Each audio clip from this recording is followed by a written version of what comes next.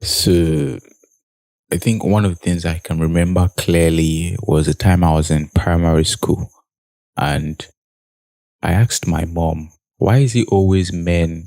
Like, why is it always women and children on telly?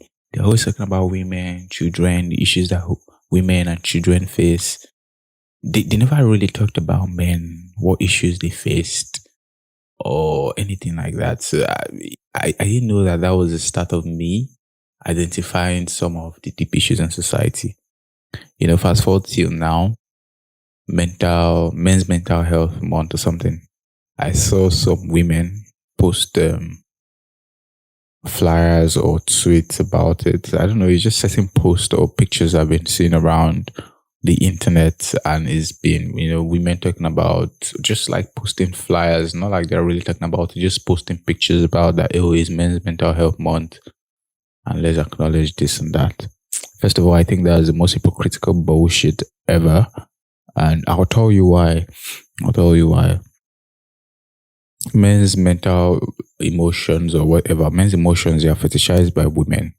That's why they want you to be vulnerable. They want you to be like a crybaby with them. And men's emotions are really they are really fetishized by women, and we see it on the internet. We see it on Twitter. Open up, do this. Like, men should have a safe space with us and all those things. But the real truth is that we've all gone through the same social conditioning that produces the mindset of contemporary men and women. And so they might fetishize men's emotions and claim to want to see men being vulnerable, but in theory, the practicality of that is a joke, because last year I was interviewing women to collect data about this, and a lot of them were saying that they wanted men to be manly. And keep in mind that this definition of manly is a societal definition of how men should be, real man in quotes, like how they say it on social media. They tell you to show emotions, and when you do, they don't know how to deal with it because society didn't teach us, both men and women, the proper way to deal with men's emotions.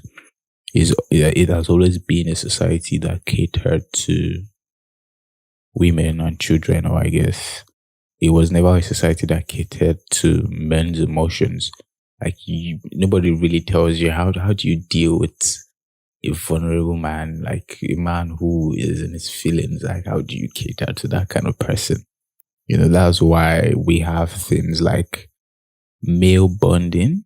I think male bond well with themselves. That's why we have things like football pitch conversations,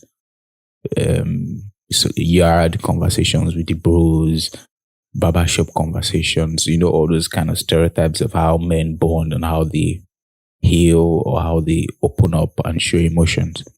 It was never really a space where you could show emotions outside of, that even bonding with is not really showing emotions. It's just opening up, telling stories that other men can relate to, and trying to like seek for validation inside that circle.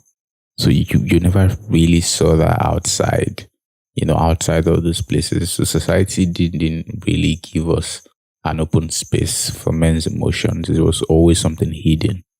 That's why I think this idea perpetuates itself in almost everything. This stuff about society catering to women and children only and not really men. I'll tell you why. Now, this is not me discounting the problems that women face in society. I believe that two truths can exist. That women face a lot in society and men also have a lot of troubles in society too. Right now, this podcast is just addressing men's issues in society and men's mental health state in society. I don't want to discount anybody's else place in society or their own struggles. I'm just talking about men right now. Yeah, that's why I think like love is mostly seen as something that a man gives and a woman receives. It has always been this thing that a man has to give love, to make it. A man has to protect, to provide, to do this, to do that. I think, yeah, to a far extent, the people who succumb to this idea of what a real man should be, the people who try to play heroes are the one who end up getting really hot because You know, you see it perpetuate itself in media, movies, music. A real man is one who has a lot of money, who can provide and all these things. And when they can't meet up to the expectation of what a man should be, they feel sad, they feel not enough, they feel joked at, all those things. And yeah, even apart from what they feel, people also make them feel like they're not enough.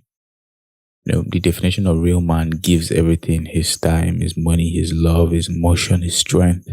But God forbid this man can find a safe space or a vulnerable space, especially with a woman in today's society. They'll weaponize it against you. And people see men as objects in society, an object that can provide for your emotional, financial, material needs. That's the same mindset we pass to our daughters and our sons, and we keep recycling the same bullshit that we see today in today's society. And by a large extent, I think that's wrong. And I think that this might not necessarily even die off, because this is what we see and this is what we'll continue to see, because we keep recycling the same bullshit. None of us want to learn or change. And it's not by posting a dumb picture, it's by fucking being conscious about how, we treat men, and being conscious about our expectations of men in society. You don't pay attention. People don't pay attention. They don't pay attention because they are conditioned to think that attention should only be driven towards them. Maybe like women or children, because, like, why the fuck you want to care about this guy? You understand? So if some of you as people, probably women or men, introspect, men's emotions do not matter. Because even us as men, we would notice this thing, that if a guy asks you for help, you're probably less likely to help that guy than a woman. And it's wrong. I see it as wrong. And a lot of men do this too. I think we should, help ourselves and not necessarily see because an idea that a woman is weaker, she's the one that needs help or something. No, all those things are wrong. I feel like we should cater to men to the same way we try to cater to women. And I think that would help us really, really much. So I don't give advice here, but I'm someone who likes to, when I, talk about a problem, I like to start to talk about what we could do about it. And by a large margin, I think that one of the ways we could start addressing issues about men's mental health is by first being conscious and being aware about the way we treat each other as men in society. The way you as a woman might treat a man, or the way you as a man might treat a fellow man.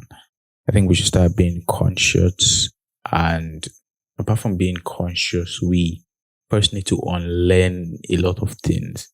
This idea of you manning up is bullshit, and not opening up is bullshit. But I understand why a lot of men don't open up. Is because there is never that safe space for them to open up. It's always a space where if they open up, their emotions will be weaponized against them. Women do this a lot. Men trust you with certain information. They are vulnerable with you, and then you use that against them in the future. And men complain about it a lot. It's something that we see in the media. People talk about it a lot. That you open up to a woman at your own risk because she's going to weaponize it against you. So I think that to a large extent, we should be conscious about how we treat men in society. You as a woman, be conscious about how you treat a man. You as a man, be conscious about how you treat a fellow man. It will really go a long way by us being conscious about how we treat people. Because the human mind will probably work with the autopilot version, what has been programmed to do, like what you're already conditioned with. So we are not really paying attention because, you are conditioned to think that, oh, he's a man, he will be fine, he'll figure it out, he doesn't need help and all those things. So we don't really pay close attention to men because of how we are conditioned. So if we start being conscious, start unlearning a lot of what we know before, I think it will go a large extent than just sharing pictures or just talking about it once in a while, because those are dumb stuff. Those things don't help. And I don't know why people do that. They think that is by sharing some dumb picture on the internet, or just by, by speaking one of few two things, that it would change anything.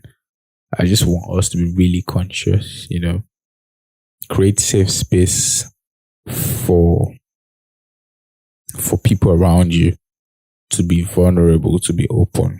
Safe space when we signal, when we are kind to each other, and we are really conscious about our kindness to each other. We signal a safe space for people who are dealing with complex traumas, who are dealing with depression, who are dealing with a lot of things. I think kindness really goes a long way, and we should try to be kind to people. Be very conscious about how we treat people, because those things go a long way. It's not just you acting on autopilot and trying to pretend that you. I know it's easy to live your life on autopilot and not be conscious about certain things around you, about other people, but to a large extent try to be conscious. I think that's all I have to say. This is just a rant, and I don't know who might find this useful, but please share. And yeah, that's all I have to say.